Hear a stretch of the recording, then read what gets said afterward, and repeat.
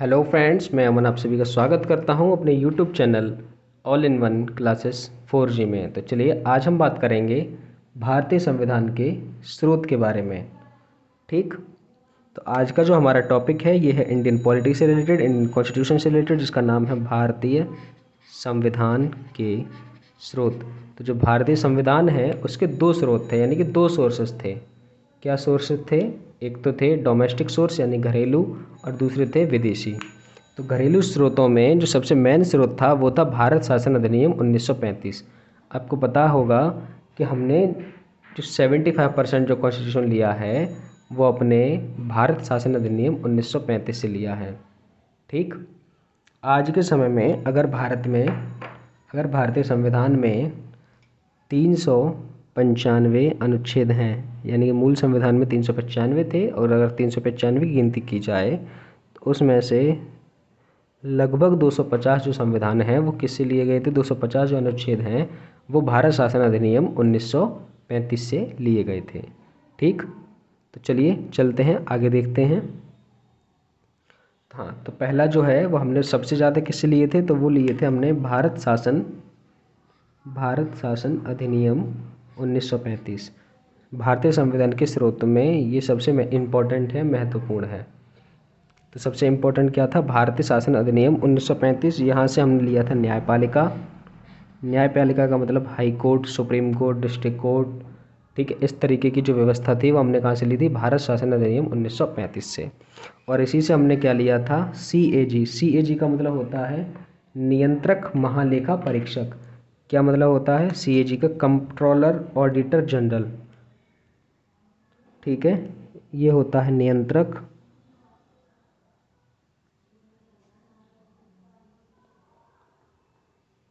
महालेखा परीक्षक। क्या होता है? नियंत्रक महालेखा परीक्षक। ठीक है, और जो थर्ड पॉइंट हमने लिया था वो लिया था लोक सेवा आयोग। हमने और भी लिए थे लेकिन ये सब क्या थे? ये सब उसमें इम्पोर्टेंट थे। ठीक है, तो हमने केवल इन्हीं को तीनों को चर्चा में लिया है। हमने लिए कितने थे? मैंने आपको बताया लगभग 250 आर्टिकल हमने इससे लिए थे। तो इसमें कुछ इंपॉर्टेंट चीज़ जो मैंने आपके सामने लेके आया हूँ। ठीक है, आशा करता हूँ आपकी वीडियो पसंद आ रही होगी। चलिए नेक्स्ट देखते हैं। नेक्स्ट हमने जिस देश से लिया था उसका नाम है ब्रिटेन। क्या नाम है उस देश का? ब्रिटेन। और ब्रिटेन से भी हमने बहुत ज़्यादा चीज़ें ली हैं। क्यों ली हैं? क्योंकि आपको पता है हमारे देश के ऊपर जो शासन था वो किसका था? वो ब्रिटेन सरकार का था, ब्रिटिश लोगों का शासन था। तो उनकी जो व्यवस्था थी वही हमको, उस व्यवस्था को हमने ग्रहण किया। तो उसमें सबसे इम्पोर्टेंट क्या था? सबसे इम्पोर्टेंट था संसदीय शासन व्यवस्था। कैसी व्यवस्था? संसदीय शासन व्यवस्था। यानी कि यहाँ पे क्या होगा? एक पार्लियामेंट होगी, उसकी शासन व्यवस्था होगी, और संसद की शासन व्यवस्था के लिए क्या होगा? एक मंत्रिमंडल होगा, और संसद के विशेष अधिकार होंगे, यानी संसदीय विशेषाधिकार समितियाँ होंगी जो जिनमें संसद का मेन रोल होगा। ठीक, आइए आगे चलते हैं। आगे क्या हुआ? आगे हमने लिया था यहाँ से विधि का शासन। विधि का मतलब होता है नियम कानून जो संसद के द्वारा बनाए जाते हैं उनका शासन चलेगा। ठीक है, और संसदीय शासन या संसदीय विशेष अधिकार, विधि का शासन बनाने के लिए हमें क्या चाहिए होगा? हमें चाहिए होगा मंत्रिमंडल व्यवस्था। क्या चाहिए होगा? मंत्रिमंडल की व्यवस्था। ठीक, इसको याद रखिएगा। और अगला है, यहाँ से हमने ली थी न्यायिक रिटें। कौन सी रिटर्न ली थी? न्यायिक रिटर्न, जैसे हैबिस कॉर्पस, मैंडेमस। ठीक है, इस तरीके की जो रिटर्न थी, बंदी प्रत्यक्षीकरण। ठीक, जो ये रिटर्न थी ये हमने किस देश से ली थी? ब्रिटेन देश से। और यहीं से हमने ली थी एकल नागरिकता। एकल नागरिकता सिद्धांत अगर आपसे पूछा जाए तो हमने किस देश से ग्रहण किया है? ये ग्रहण किया है ब्रिटेन से। और बात अगर करें USA, तो USA में कैसी नागरिकता है? दोहरी नागरिकता। ठीक, लेकिन हमने ब्रिटेन से क्या कौन सी नागरिकता ली? एकल नागरिकता सिद्धांत किस देश से लिया गया है? ब्रिटेन से। अगर आपके में क्वेश्चन आए तो आप टिक करके आ जाना। ठीक, चलिए आगे देखते हैं आगे क्या था। और एक बात ध्यान रखिएगा कि ये जो, जब आपको ये स्रोत याद करने हैं तो हमेशा एक टेबल की फॉर्म में याद रखें। टेबल एक बना लें, उसमें इस तरफ लिख लें उनके स्रोत, जिस जिस जगह से हमने स्रोत लिए हैं, और यहाँ से यहाँ पे वो लिखें जो जो चीज़ें हमने वहाँ से ग्रहण की हैं। आपको याद करने में कोई तकलीफ़ नहीं होगी, आसानी से याद हो जाएंगे। लेकिन एक बात का विशेष ध्यान रखें, जब ये याद करें तो रिवाइज़ करके याद करें कि USA से हमने क्या लिया? तो USA से हमने लिया था मौलिक अधिकार। पहले इसको पढ़ लें, उसके बाद फिर इसका रिवाइज़ करें अच्छे से। ठीक। तो अब बात करते हैं यूएसए। तो यूएसए से हमने क्या ग्रहण किया था, मौलिक अधिकार। दूसरा दूसरा यहाँ से लिया था हमने प्रस्तावना का विचार, यानी कि हमें प्रस्तावना किस तरीके की होनी चाहिए, ठीक है। और यूएसए से हमने क्या लिया, राष्ट्रपति का पद। राष्ट्रपति का पद यूएसए से लिया गया। राष्ट्रपति को निर्वाचन के द्वारा चुना जाएगा, ये चीज़ भी हमने कहाँ से ली, यूएसए से। और राष्ट्रपति पे महाभियोग की प्रक्रिया लगेगी, ये प्रक्रिया भी हमने कहाँ से ली, यूएसए यानी कि संयुक्त राष्ट्र अमेरिका से। और न्यायिक पुनरावलोकन, तो ये जो चीज़ें थी ये हमने किस देश से ग्रहण की थी, यूएसए के संविधान से हमने इनको ग्रहण किया, ठीक है। तो इसी के बाद जो अगला जो देश है वो है कनाडा। तो यूएसए के बाद कहाँ चलेंगे, कनाडा। कनाडा आपको पता है संयुक्त राज्य अमेरिका का पड़ोसी देश है और इससे थोड़ा सा ऊपर है, इसका ऊपरी जो देश है वो है कनाडा। तो कनाडा से हमने क्या लिया था, संघात्मक शक्तियाँ। संघात्मक शक्तियों का मतलब होता है जो सेंट्रल गवर्नमेंट के पास जो शक्तियाँ होती हैं, केंद्र के पास जो शक्तियाँ होती हैं, संघ के पास जो शक्तियाँ होती हैं, उनको हम बोलते हैं क्या, संघात्मक शक्तियाँ। और दूसरी चीज़ जो हमने यहाँ से ली थी, दूसरा जो टॉपिक हमने यहाँ से लिया था उसको लिया था हमने राज्यपाल का पद। क्या लिया था हमने, राज्यपाल का पद, ध्यान रखिएगा। तो यहाँ से कनाडा से हमने क्या क्या लिया, कनाडा से हमने लिया संघात्मक शक्तियाँ और राज्यपाल का पद। चलो अगले पे चलते हैं। अगला जो देश है हमारा वो है आयरलैंड। कौन सा देश है, आयरलैंड। तो आयरलैंड से हमने क्या ग्रहण किया, तो आयरलैंड के संविधान से लिए गए राज्य के नीति निर्देशक तत्व। पेपर में पूछे जाने वाला सबसे इम्पोर्टेंट जो प्रश्न है वो ये है कि राज्य के नीति निर्देशक तत्व किस देश से लिए गए। तो आपको ये याद रखना है कि राज्य के नीति निर्देशक तत्व जो हैं वो कहाँ से लिए गए थे, वो लिए गए थे आयरलैंड से, ठीक है। और राज्य के नीति निर्देशक तत्व में क्या होता है कि ये राज्य के लिए एक गाइडलाइन होती है कि आपके निर्देशन के द्वारा उन तत्वों को या उन चीज़ों को जोड़ा जाए जो समाज के हित में हो, ठीक है। राज्य के नीति, राज्य के यानी कि ये राज्य की नीतियों को निर्देशन का कार्य करते हैं, ठीक है। तो ये कहाँ से लिया गया, आयरलैंड से। हमने ऊपर यूएसए में पढ़ा था कि राष्ट्रपति का पद होगा, राष्ट्रपति को निर्वाचन के द्वारा चुना जाएगा, राष्ट्रपति के जो हटाने की प्रक्रिया होगी यानी महाभियोग की प्रक्रिया होगी, ये सब कहाँ से लिया गया, यूएसए से। लेकिन अगर आपसे पूछा जाए राष्ट्रपति निर्वाचन की प्रक्रिया, यानी कि राष्ट्रपति को किस प्रक्रिया द्वारा निर्वाचित किया जाएगा, तो ये कहाँ से लिया गया, ये लिया गया था आयरलैंड से। ध्यान रखना, ये बहुत ही इंपॉर्टेंट क्वेश्चन है, टिपिकल बनते हैं एग्जाम टाइम में। अगला जो है, अगला देखें, अगला जो क्वेश्चन है, अगला जो है इसमें वो है राष्ट्रपति द्वारा राज्यसभा में मनोनयन। तो आपको पता है कि राष्ट्रपति द्वारा जो राज्यसभा में मनोनयन किया जाता है वो किया जाता है 12 सदस्यों का। कितने सदस्यों का, 12 सदस्यों का। राष्ट्रपति द्वारा राज्यसभा में जो कला से संबंधित, शिक्षा से संबंधित, समाज से संबंधित जो लोग होते हैं उन 12 लोगों को राज्यसभा में मनोनयन करते हैं। और अगला जो है वो है राष्ट्रपति द्वारा दिए जाने वाले पुरस्कार एवं सम्मान, यानी कि राष्ट्रपति द्वारा जो सम्मान या पुरस्कार जो वितरण का कार्यक्रम है, ये भी प्रक्रिया हमने कहाँ से ली थी, आयरलैंड के देश से ली थी। यानी कि राष्ट्रपति को हमने क्या चुना दिया, एक हेड ऑफ स्टेट, यानी कि सबसे महत्वपूर्ण जो व्यक्ति है वो एक राष्ट्रपति होगा, उसी के द्वारा सारे काम किए जाएंगे। चलिए अगले क्वेश्चन पर, अगले टॉपिक पर चलते हैं। अगला जो वो है फ्रांस। तो फ्रांस से हमने क्या लिया, फ्रांस से हमने लिया था स्वतंत्रता। जब फ्रांस की क्रांति थी तो वहाँ पे ये 3 वर्ड उभर के आए थे, कौन कौन से, स्वतंत्रता, समानता एवं बंधुता। तो फ्रांस की क्रांति में मेनली 3 वर्ड जो थे वो कौन से थे, स्वतंत्रता, समानता एवं बंधुता। तो वहीं उन्हीं के इन 3 वर्डों को इन 3 वर्डों को वहाँ पे एज ए नारे के यूज़ में यूज़ करने लगे। एक नारा बन गया कि स्वतंत्रता चाहिए, समानता चाहिए और बंधुता चाहिए, यानी कि फ्रीडम, इक्वलिटी और फ्रेटर्निटी। तो इसी के विचार में हमारे जो भारतीय राजनेताओं थे उन्होंने भी इसको इसमें ऐड करने के लिए बारे में सोचा, तो उन्होंने इसको ऐड किया इसमें। और साथ में एक चीज़ और ऐड की, वो क्या चीज़ की, एक गणतंत्र राज्य का विचार।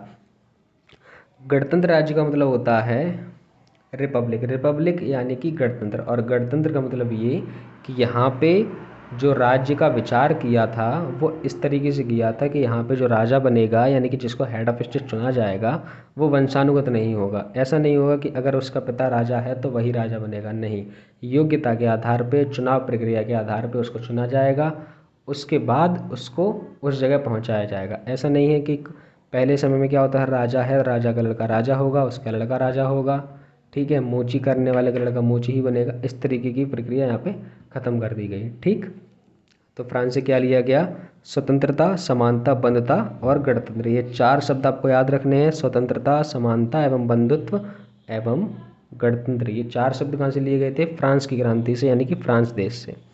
अगला जो है, अगला हम चलते हैं दक्षिण अफ्रीका। तो दक्षिण अफ्रीका हम पहुँचे, तो दक्षिण अफ्रीका से हमने क्या लिया, वहाँ से लिया संवैधानिक संशोधन। और संवैधानिक संशोधन जो है, ये जो प्रक्रिया है ये है आर्टिकल 368 में। किस में है, आर्टिकल 368। तो संविधान संशोधन की प्रक्रिया किस देश से ली गई, दक्षिण अफ्रीका से। साउथ अफ्रीका से हमने क्या लिया, संवैधानिक संशोधन की प्रक्रिया और राज्यसभा सदस्यों का निर्वाचन। ये ध्यान रखना, ये थोड़ा सा मतलब सिमिलर क्वेश्चन होते हैं कि राष्ट्रपति द्वारा राज्यसभा में 12 सदस्यों का मनोनयन वो आयरलैंड से लिया गया, लेकिन राष्ट्रपति वो राज्यसभा के जो सदस्य हैं उनका निर्वाचन दक्षिण अफ्रीका से लिया गया। इनको विशेष रूप से याद रखना है आपको। ठीक, अब चलते हैं हम ऑस्ट्रेलिया की तरफ। तो जो ऑस्ट्रेलिया देश है, इस देश से हमने क्या लिया था, ऑस्ट्रेलिया से हमने जो लिया था वो लिया था प्रस्तावना की भाषा। किसकी भाषा, प्रस्तावना की भाषा, यानी प्रियम्बल, लैंग्वेज ऑफ प्रियम्बल। राज्यों एवं संघ के बीच संबंध, यानी राज्य और संघ के बीच, यानी सेंट्रल गवर्नमेंट और स्टेट गवर्नमेंट के बीच का जो रिश्ता है वो किस प्रकार का होगा। नेक्स्ट पॉइंट जो लिया था वो लिया था संसदीय संयुक्त अधिवेशन। तो संसदीय संयुक्त अधिवेशन की ज़रूरत क्यों पड़ी, ज़रूरत तब पड़ी कि जब लोकसभा और राज्यसभा में जैसे कोई बिल पेश किया गया, अब मान के चलो वो लोकसभा में पारित हुआ, राज्यसभा में नहीं हो पाया, कोई बिल राज्यसभा में पारित हो गया, वो लोकसभा में पारित नहीं हो पाया, तो इस वजह से क्या हुआ, हमें एक संसदीय संयुक्त अधिवेशन की ज़रूरत पड़ी, जिससे हम क्या कर सकते थे, जिससे हम दोनों सदनों को आपस में बुलाते, ठीक है ना, हम क्या करते, उन दोनों सदनों को आपस में बुलाते, ठीक है, और फिर हम देखते कि कौन कौन सदस्य इससे तैयार है और कौन कौन सदस्य इसके विपरीत है, यानी इसके विरुद्ध है। तब ये संयुक्त अधिवेशन की ज़रूरत पड़ी। और संयुक्त अधिवेशन, जो संसद का संयुक्त अधिवेशन है, ये जो आर्टिकल है ये है 108। कौन सा आर्टिकल है, ये है 108। और संसदीय संयुक्त अधिवेशन की जो प्रक्रिया है ये ली गई थी ऑस्ट्रेलिया से। 2 क्वेश्चन। तीसरा क्वेश्चन ये कि जो संयुक्त अधिवेशन होता है इसका निमंत्रण, आमंत्रण, बुलावा ये कौन भेजता है, तो ये भेजता है the first citizen of India, यानी कि हमारे राष्ट्रपति जी। तो संयुक्त अधिवेशन के लिए बुलावा कौन भेजता है, वो भेजते हैं राष्ट्रपति जी। लेकिन अध्यक्षता कौन करता है, अध्यक्षता करता है लोकसभा अध्यक्ष, यानी लोकसभा स्पीकर। ठीक है, चलो अगले क्वेश्चन पे चलते।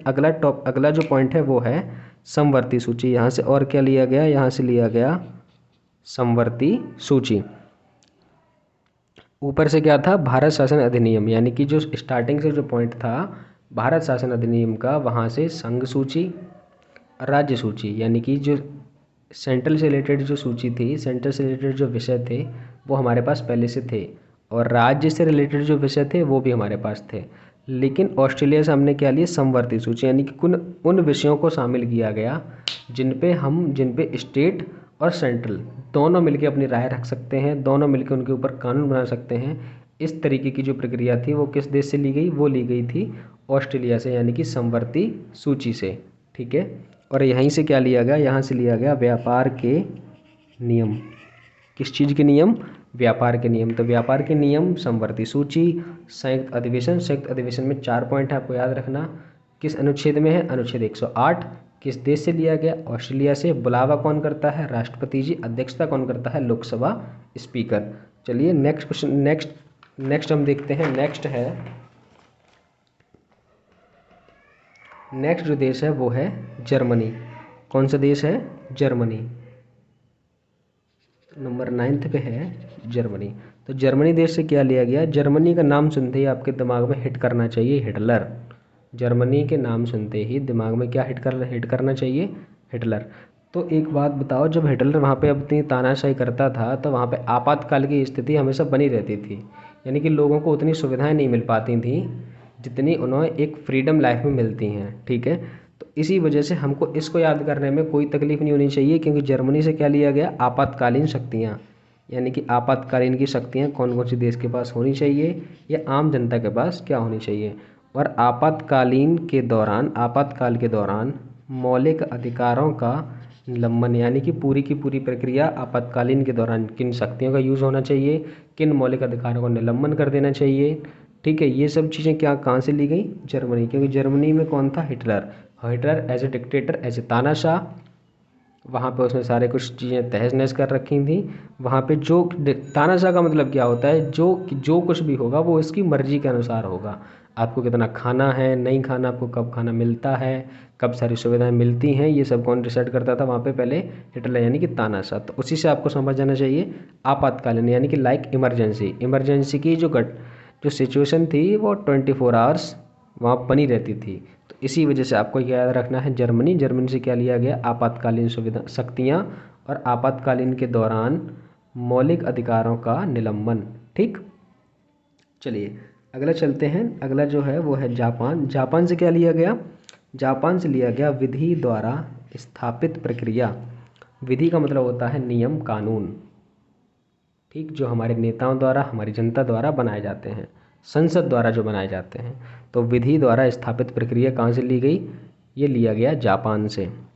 और मैंने सबसे लास्ट में रूस लिखा है, तो चलिए रूस को देखते हैं। रूस देश से हमने लिया मौलिक कर्तव्य, फंडामेंटल ड्यूटीज़। ठीक, और यहाँ से लिया गया राजनैतिक, सामाजिक एवं आर्थिक न्याय का विचार।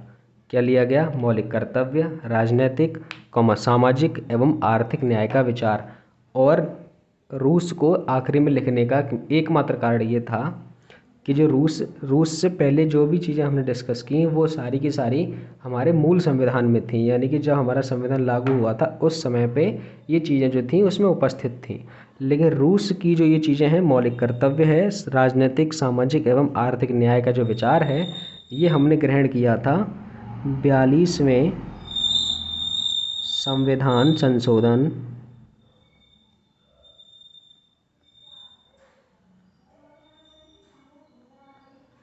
1976 द्वारा। कि जब 42वां संविधान संशोधन 1976 में क्या हुआ? रूस के संविधान से मौलिक कर्तव्य, राजनीतिक, सामाजिक एवं आर्थिक न्याय का विचार जो है भारतीय संविधान में जोड़ा गया। तो बस ये इम्पोर्टेंट है कि 42वें संविधान संशोधन के दौरान किन चीज़ों को या मौलिक कर्तव्य को कब भारत के संविधान में जोड़ा गया। तो ये आपके लिए इम्पोर्टेंट है, इसको याद रखना। चलिए, मैं आशा करता हूँ आपको ये वीडियो पसंद आया होगा। अगर वीडियो पसंद आता है तो वीडियो को लाइक करें, चैनल को सब्सक्राइब करें और कमेंट में ये ज़रूर बताएं कि आपको वीडियो कैसा लगा। तो ऐसे ही वीडियो के लिए बने रहिए all in one classes 4G के साथ। मिलते हैं अगली किसी वीडियो में, तब तक के लिए जय हिंद, जय भारत।